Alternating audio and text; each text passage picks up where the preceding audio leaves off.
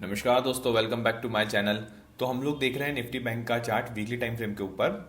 तो देखिए यहाँ पे हम लोग वीकली टाइम फ्रेम के ऊपर लास्ट वीक भी हमने डिस्कशन करा था कि जब तक बैंक निफ्टी है वो इस रेंज के अंदर रहेगा तब तक यहाँ पे बड़े मोमेंटम हम लोग यहाँ पे प्लान नहीं कर सकते। यहाँ पे छोटी क्वांटिटी के साथ में छोटे टारगेट्स देखने हम लोगों को कि यहाँ पे क्या होगा ना कि रिटेलर्स ट्रैप हो सकते हैं।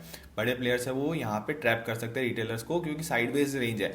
और देखिए एज अ ऑप्शन बायर है ना, हमारे लिए सबसे मेन इंपॉर्टेंट चीज़ क्या होती है कि हम लोग को चाहिए ट्रेंडिंग मार्केट। जैसे ये मार्केट है ना, यहाँ पे हम लोग है ना अच्छे से प्रॉफिट कर सकते हैं। पर इस जो ये साइडवेज रेंज होती है ना, यहाँ पे हम लोग को शांति से बैठना है। यहाँ पे हम लोग को वेट करना है कि मार्केट कब इस रेंज का अपसाइड में ब्रेकआउट देगा या कब डाउन साइड में ब्रेकडाउन देगा।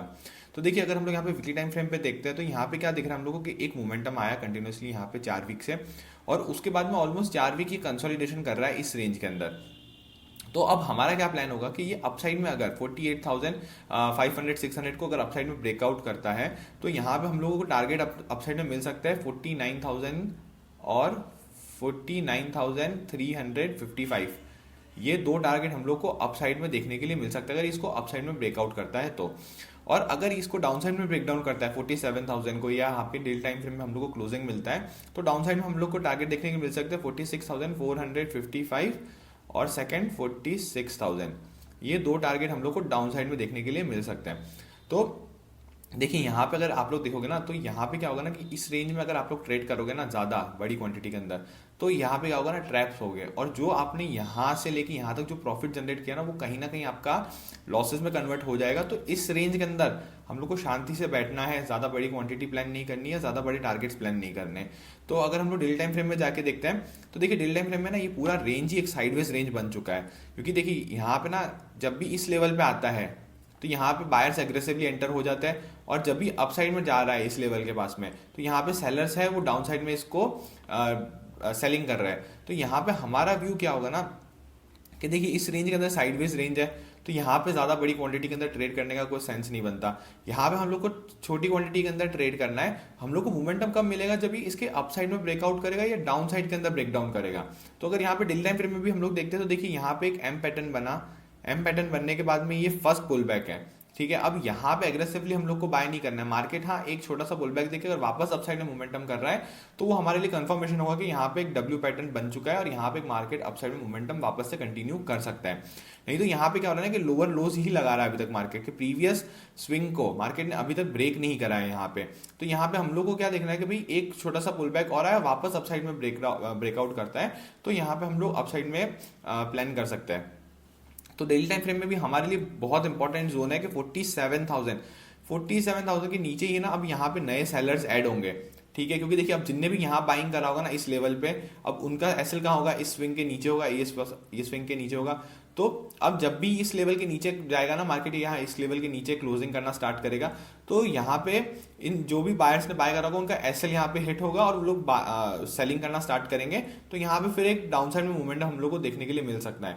और सेम चीज अगर सेलर्स का हम लोग देखते हैं तो सेलर्स का स्टॉप लॉस कहाँ होगा, 48,400 से लेके 48,600 के इस जोन के अंदर यहाँ पे सेलर्स का स्टॉप लॉस होगा। तो जिनने भी यहाँ पे सेलिंग करा होगा उनका स्टॉप लॉस इस लेवल के ऊपर होगा। तो यहाँ पे एक अच्छा मूवमेंट हम लोग को मिलेगा, अपसाइड में मिलेगा जब इसको ब्रेकआउट करेगा, तब अच्छा सा हम लोग को मोमेंटम अपसाइड में देखने के लिए मिल सकता है। तो अगर 15 मिनट्स में जाके हम लोग कल के लिए, मंडे के लिए हम लोग प्लान कर लेते हैं कि हम लोग कहाँ पे बाइंग करेंगे, कहाँ पे सेलिंग करेंगे। तो देखिए मंडे के दिन अगर हम लोग थोड़ा सा चार्ट को जूम आउट करते हैं ना यहाँ पे, तो देखिए हम लोग को क्या चीज़ दिख रहा है कि यहाँ पे एक ट्रेंड लाइन चल रही है अपसाइड के अंदर। ये एक ट्रेंड लाइन चल रही है और देखेंगे ना ये तो मल्टीपल टाइम्स यहाँ पे टच हो चुका है। तो अब हमारा व्यू क्या होगा कि अगर यहाँ आके ट्रेंड लाइन कंसोलिडेशन करके इसको ब्रेकआउट करेगा तो ये एक अच्छा सा मूवमेंटम हम लोग को अपसाइड में दिख सकता है। तो यहाँ पे सबसे मेन जोन हमारे लिए हो जाएगा 48,000 वाला, एक इंपॉर्टेंट जोन हो जाएगा जहाँ पे एक ट्रेंड लाइन भी और राउंड लेवल भी है यहाँ पे। तो अगर हम लोग देखिए पास्ट में जाते हैं ना, देखिए यहाँ से मेन सेलिंग का प्रेशर कहाँ से आया है हमारे पास में, 47,900 से लेके 48,000 के बीच में। इस रेंज से यहाँ से शार्प सेलिंग मार्केट में आया है, और शार्प बाइंग देखोगे तो इस लेवल पे आया है 47,000 के लेवल से, कि शार्प बाइंग यहाँ से हैपनिंग हो रहा है। तो इस रेंज के अंदर हम लोग अब क्या प्लान करेंगे कि अगर बैंक निफ्टी फ्लैट ओपन होता है, फ्लैट ओपन होने के बाद में ये इस लेवल को 47,890 के लेवल या 80 के लेवल को अगर क्रॉस करता है यहाँ पे, तो यहाँ पे हम लोग 80 to 120 पॉइंट्स का या 100 पॉइंट्स का एक मोमेंटम देख सकते हैं 48,000 लेवल तक।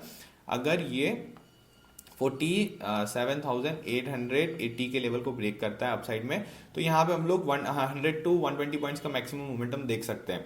क्वांटिटी कम रखना, ज्यादा एग्रेसिवली क्वांटिटी बाय मत करना, क्योंकि इस लेवल पे मार्केट अगर देखोगे ना तो ये सेकंड टाइम आया है, यहाँ पे सेकंड टाइम आया, तो यहाँ से अगर डाउन साइड जाता है वापस अपसाइड मोमेंटम करता है और यहाँ कंसोलिडेशन करके ब्रेकआउट करता है, तो यहाँ पे एक अच्छा सा मोमेंटम हम लोग को अपसाइड में देखने के लिए मिल सकता है।